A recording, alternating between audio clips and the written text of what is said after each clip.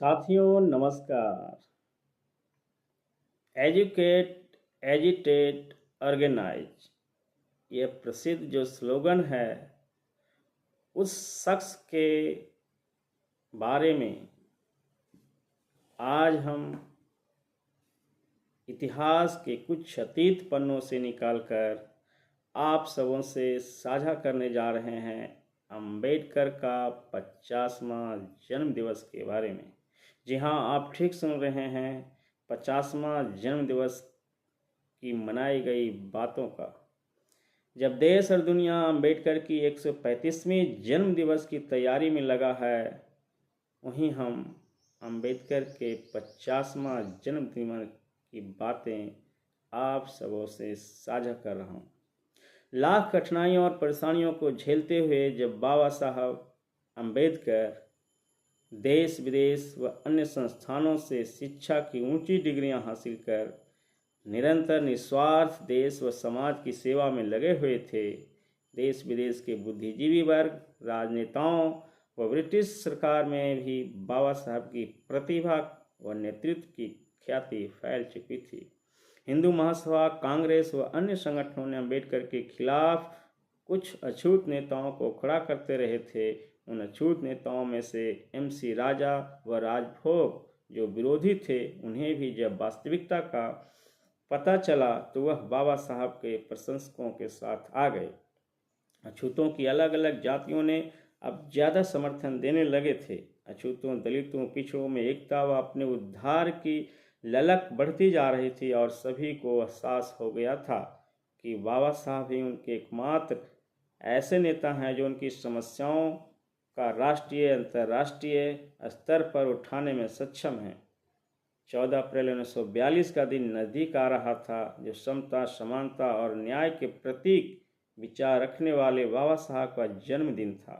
सभी संगठनों ने मिलकर अपने गौरव के प्रतीक के रूप में बाबा साहब का 50वां जन्म दिवस मनाना चाहते थे।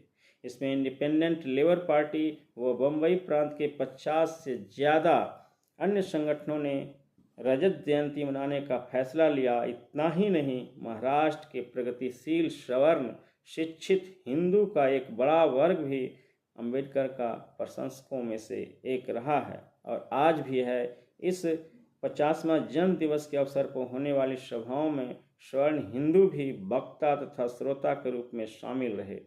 कहते हैं कि मानवता के मसीहा के 50वें जन्मदिन का जश्न 12 अप्रैल को बम्बई और उपनगरों से शुरू हुआ व पूरे देश में 9 दिनों तक मनाया जाता रहा, जिसमें सैकड़ों संस्थाओं ने अपने अपने स्तर पर गोष्ठियां, सभाएं, जुलूस व सांस्कृतिक कार्यक्रम आयोजित किए। पुणे में एक विशाल जुलूस निकालकर एक दूसरे में खुशियां बांटी गई। वहां शनिवार वाड़ा में एक बड़ी सभा में MC राजा, राजभोग के भाषण हुए, जिसकी अध्यक्षता प्रोफेसर माटे ने की। सभा में सभी ने बाबा साहब के योगदान का आभार जताया तथा उनके सुखमय व दीर्घायु जीवन की प्रार्थना एवं कामना की। पुणे नगर पालिका के हॉल के आयोजित सभा में पालिकाध्यक्ष गणपतराव वलवाड़े ने अध्यक्षता की। सभा में डॉक्टर मोहले, पोपटलाल शाह, चौहान, राजाराम भोले आदि कई वक्ताओं ने बाबा साहब के नेतृत्व, प्रतिभा, त्याग व साहस की सराहना करते हुए दिलों के उद्गार व्यक्त किए, जो जिला लोकल बोर्ड में भी संपन्न हुई। जिला मंडल के अध्यक्ष आवटी ने अंबेडकर की तस्वीर का विमोचन कर अपने भाषण में कहा, अंबेडकर की तस्वीर लगाने में जिला मंडल को गर्व हो रहा है। इस प्रकार अंबेडकर ने जो अपने त्याग, साहस और जनता के दिलों में एक सम्मानजनक स्थान बनाया, उसी के कारण अंबेडकर केवल दलितों के ही नहीं, भारत के श्रेष्ठ नेताओं में से एक बन गए। अप्रैल में ही बम्बई के पास कल्याण में रोहिदास युवक सुधारक संघ की महिला शाखा की सभा में बाबा साहब ने आह्वान किया कि अछूत और गरीब वंचित समाज केवल अपने उद्धार के ध्येय से निर्वाचित नहीं हुए, बल्कि समाज व देश के लोगों के विकास व सुख सुविधा में साथ देने के लिए निर्वाचन लड़ें। जब समाज व देश के लिए योगदान की चारों ओर सराहना हो रही थी, इसी क्रम में जन्मदिन समारोह का मुख्य कार्यक्रम 19 अप्रैल को बम्बई की चौपाटी में डॉक्टर M.R. जयकर की अध्यक्षता में हुआ। इसमें बम्बई के हर कोने से भीम के दीवानों, टोलियां, गाते बजाते लोग गाजे बाजे के साथ चौपाटी में पहुंचे। इसी स्वागत भाषण में स्वर्ण जयंती समारोह समिति के अध्यक्ष आचार्य दोंडे ने कहा, अंबेडकर भारत के महान पुरुष हैं जिन्होंने समाज के दबे कुचले वर्ग व महिलाओं के लिए निस्वार्थ बिना भेदभाव के निस्वार्थ महान सेवा की है और आगे करने का प्रोग्राम भी बना रखा है। डॉक्टर जयकर ने अपने उद्गार में कहा कि बाबा साहब ने गोलमेज कॉन्फ्रेंस में उपेक्षितों की आवाज़ उठाने तथा पूना पैक्ट के समय शांति व धैर्य का जो परिचय दिया वह बेमिसाल व प्रशंसनीय है। इससे देश एकजुट व सामाजिक मजबूती की ओर अग्रसर हुआ है। इस प्रकार इस अवसर पर M.N. जोशी ने कहा कि मेरा एक समय का विद्यार्थी इतनी महान योग्यता प्राप्त कर सका, यह मेरे लिए सुखद एवं गौरव का क्षण है, क्योंकि अंबेडकर जब 4वीं कक्षा में थे तब मैं उनका गुरु था जो स्वर्ण जाति के थे। इसी समारोह में बम्बई के शेरिफ M.R.A. वैग ने बाबा साहब को एक महान नेता बताया और इस अवसर पर अंबेडकर को 580 रुपये की थैली भी भेंट की जो समाज के लिए था। जब पूरे नगर और शहरों में दिन प्रतिदिन अंबेडकर का जयंती कार्यक्रम चलता रहा तब 21 अप्रैल 1942 को महाराष्ट्र के सभी बड़े अखबारों ने अपने संपादकीय लेखों में डॉक्टर अंबेडकर की सेवा व विद्वता की सराहना की लेख छापे। टाइम्स ऑफ इंडिया बम्बई ने लिखा, आर्थिक और राजनीतिक ताकत के बिना छूतों के सामाजिक क्षमता हासिल होना मुश्किल होगा और अंबेडकर इस सच्चाई की अच्छी तरह जानते हुए सही दिशा में चल रहे हैं। छुआछूत व जात पात के खात्मे से हिंदू समाज और हिंदुस्तान मजबूत होगा, भारतीय समाज तेजी से प्रगति करेगा। इसलिए अछूतों के कल्याण के लिए अंबेडकर जो प्रयास कर रहे हैं उन्हें प्रचंड समर्थन और सहयोग मिलना बहुत जरूरी है। बॉम्बे क्रॉनिकल एवं नागपुर के महाराष्ट्र नामक अखबार ने कहा, अपनी निस्वार्थ सेवा, त्याग और बुद्धिमानी के जो थोड़े महाराष्ट्रियन नेता भारत को राजनीतिक क्षेत्र में चमके हैं उनमें डॉक्टर अंबेडकर सबसे आगे हीरे की तरह चमक रहे हैं।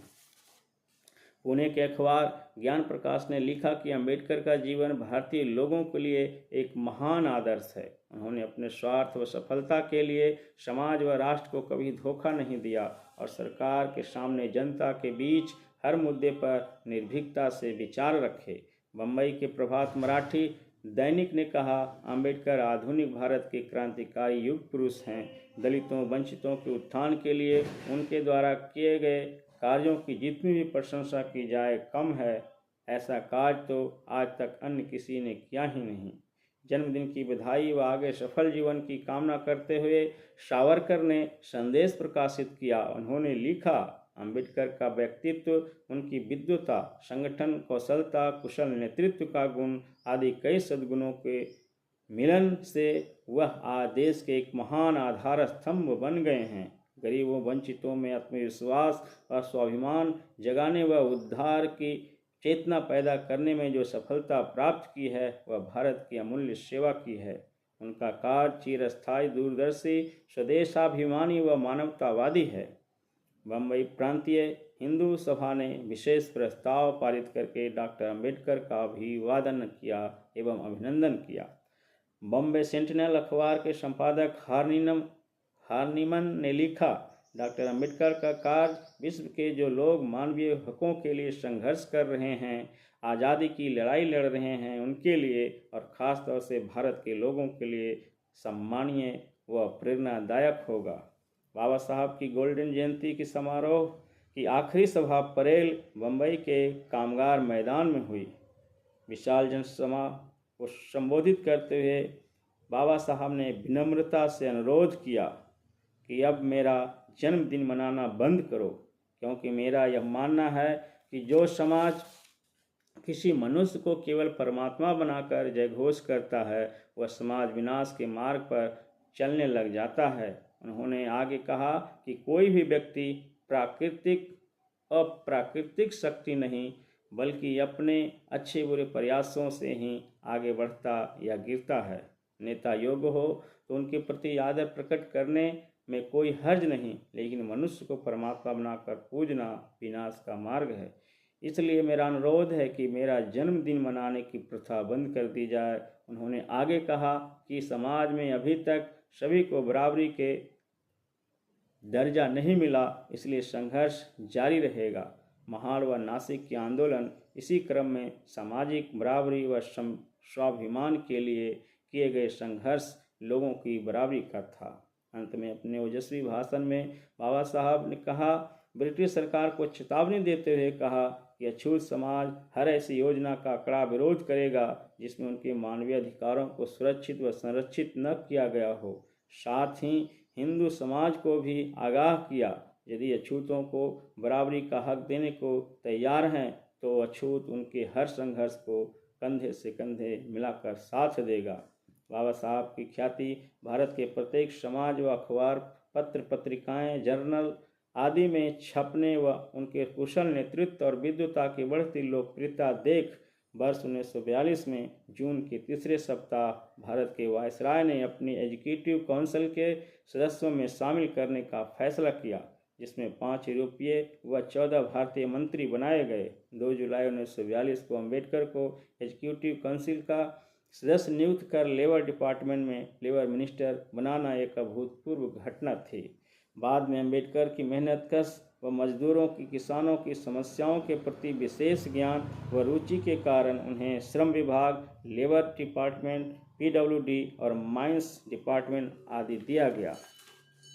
तो हम देखते हैं कि डॉक्टर अंबेडकर का जो व्यक्तित्व था वह सर्वस्व समाज व मानव हितों की बराबरी एवं अन्य उत्थान के साथ साथ देश व समाज के उत्थान में हमेशा संघर्षशील व जागरूकता का परिचय रहा है। उनके व्यक्तित्व व मानवतावादी विकासशील समाज के लिए ही नहीं, स्वर्ण व उनके विचारों से घोर विरोधी रखने वाले उनके कर्तव्यों एवं ईमानदारी के चलते प्रशंसकों की कतार में शामिल हो रहे हैं।